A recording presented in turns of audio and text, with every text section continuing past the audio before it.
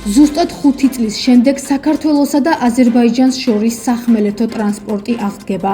მიუხედავად იმისა, რომ აზერბაიჯანული მხარის გადაწყვეტილებით სახმელეთო საზღვრები კვლავ ჩაკეტილი რჩება, ახლა მოქალაქეებს ორ ქვეყანას შორის გადაადგილება ბაქო-თბილისი-ბაქოს სამგზავრო მატარებლით შეეძლებათ.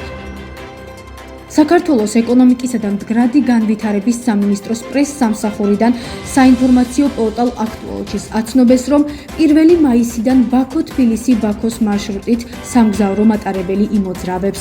მათი თქმით, ბილეთის ფასი ჯერ განსაზღვრული არ არის, თუმცა დანამდვილებით ცნობილია, რომ მოძრავი მატარებლები აზერბაიჯანის სახელმწიფოს ეკუთვნის.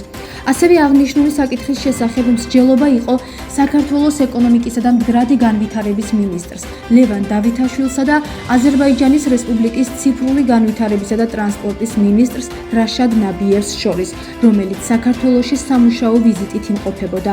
შეხვედრისას მხარეებმა საქართველოსა და აზერბაიჯანს შორის ტრანსპორტის სფეროში თანამშრომლობის საკითხებზე, ძირითად მიმართულებებსა და სამომავლო პრიორიტეტებზე, ასევე მიმდინარე პროექტებზე იმსჯელეს. აზერბაიჯანის რესპუბლიკასთან სატრანსპორტო სფეროში თანამშრომლობა ერთ-ერთი მნიშვნელოვანი მიმართულებაა ჩვენი ზოგადად ეკონომიკური თანამშრომლობის, ამიტომ წლის განმავლობაში ჩვენ კოლეგებთან ერთად ვიკრიბებით და წლის გეგმებზე ვსაუბრობთ. დღესაც შედგა შეხვედრა ჩემს კოლეგასთან, ტრანსპორტის მინისტრთან და გავიარეთ ტრანსპორტის სფეროში თანამშრომლობის ყველა მიმართულება, ვისაუბრებთ ასევე სამგზავრო გადაზიდვების გახსნაზე, რომელიც უკვე 1 მაისიდან დაიწყება აზერბაიჯანთან და ეს ჩვენი ტურიზმისთვის არის ძალიან მნიშვნელოვანი. ცნობისთვის, აზერბაიჯანსა და საქართველოს შორის სახმელეთო საზღვრები 2020 წლის 11 მარტიდან კორონავირუსის პანდემიის გამო სპეციალური საკარანტინო რეჟიმის გამო დაკეტილია.